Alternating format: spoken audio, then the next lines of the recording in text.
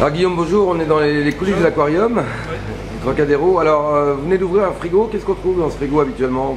Alors là c'est le frigidaire dans lequel on stocke la nourriture pour distribuer aux poissons. Donc vous voyez là c'est vide quasiment parce que tout a été amené pour nourrir. Alors c'est quoi comme nourriture? Donc il y a des filets de poisson, des moules, des crevettes, du calamar. Sympathique. Il y a plein de bonnes choses, plein de fruits de mer, du maquereau aussi, du plancton, donc du krill, des mysis, des artémias, enfin c'est très très varié. Alors comment vous approvisionnez? Et ben, on a 3 fournisseurs différents, hein. Donc il y en a qui viennent de Belgique, il y a des produits qui viennent de France aussi, donc on s'approvisionne un peu à droite à gauche pour prendre le meilleur de ce qu'il y a chez les fournisseurs. Donc c'est des fournisseurs spécialisés?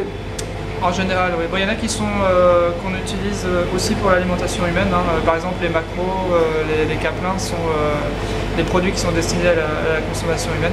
Par contre, on s'approvisionne aussi chez des fournisseurs qui fournissent les zoos. Donc dans ces cas-là, c'est de la nourriture qui est impropre à la consommation. Le plancton humaine. Le plancton, bah, c'est vraiment là par contre très très spécifique pour les aquariums. C'est conditionné dans des sacs et c'est vendu qu'aux aquariums. D'accord. Globalement, on peut avoir une idée de l'importance en volume de chaque jour de la nourriture? Alors, chaque mois, c'est 1 tonne. 1 tonne? Voilà, 1 tonne par mois. Et les animaux sont nourris principalement 3 jours par semaine. Donc le lundi, le mercredi et le vendredi. D'accord. Il faut savoir que les poissons sont des animaux à sang froid. Donc contrairement aux mammifères, ils n'ont pas besoin de manger tous les jours. Tout à l'heure, vous me parliez qu'il y avait des requins qui avaient une surcharge pondérale. Alors effectivement, les requins de nourrice ont tendance à devenir un peu obèses en aquarium. Parce que c'est des poissons qui vivent sur le fond, qui font pas beaucoup d'exercice et qui trouvent la nourriture, tous les restes en fait qui tombent au fond vont être consommés par les requins de nourrice. C'est charognard quoi, en gros. Ils mangent de la nourriture fraîche, mais disons que c'est un peu les éboueurs, ils vont manger tout ce qui reste, tout ce qui traîne, c'est les aspirateurs de l'aquarium. Donc vous êtes plus vigilant avec eux?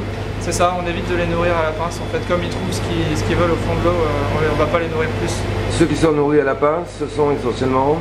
Ce sont les requins gris, les requins zèbres, et puis ensuite voilà, les requins de nourrice, on évite de les nourrir à la pince, et autrement il y a les requins pointe noire parfois qui viennent manger, mais c'est rare. Et justement, vous me disiez tout à l'heure, il y a une hiérarchie précise. C'est ça, donc les requins de nourrice et les requins zèbres montent en premier en général, donc les requins zèbres se nourrissent les premiers. Les requins gris viennent à ce moment-là, un peu après, et les requins pointe noire vont manger à la fin ce qui tombe dans le bassin en fait, ils ne mangent pas à la pince. Il y en a donc 14. Ils ont imposé leurs règles dans le bassin.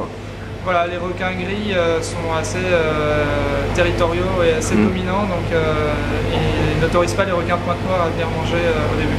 Et il n'y a pas de bataille, ils obéissent en fait? Oui, il y a rarement de coups de dents ou de choses comme ça, généralement ils savent ce qu'il faut faire. Et alors eux-mêmes, est-ce qu'ils ont une notion dans l'espace-temps du moment du nourrissage? Alors oui, en général l'après-midi, les poissons sont en pleine eau, ils montent en surface même parce qu'ils savent qu'ils vont être nourris à ce moment-là. Donc ils arrivent à se faire un repère? Oui, tout à fait. Oui. D'accord. Qu'est-ce qu'il y a là par contre dans les éviers par exemple? J'appelle les éviers mais ce ne sont pas des éviers. Alors, ce sont des cylindres coniques dans lesquels on trouve la nourriture vivante. Alors ici ce sont des rotifères, donc c'est du plancton vivant. Ah oui. On élève ici à l'aquarium pour nourrir les jeunes poissons. C'est pour ça que l'eau est trouble comme ça? C'est ça en fait, c'est microscopique. Hein, on peut apercevoir des petits points blancs dans l'eau. C'est constitué par le on les voit. D'accord. Et ici? Ici, ce sont des artémias adultes. Donc les artémias, ce sont des crustacés. Et ça sert à nourrir les hippocampes, par exemple.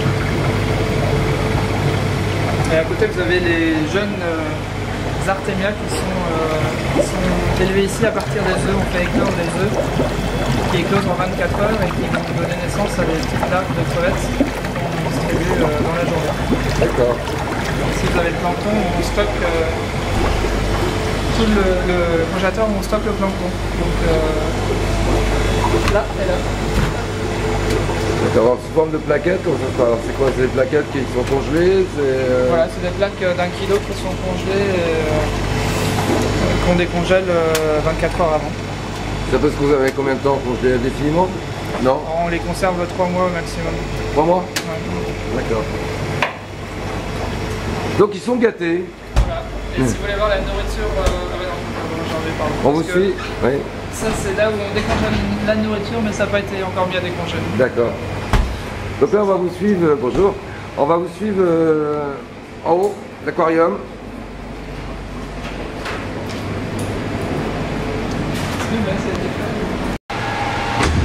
Là on se trouve au-dessus du bassin de Nouvelle-Calédonie et un peu plus loin on est au-dessus du bassin des requins. On vous suit.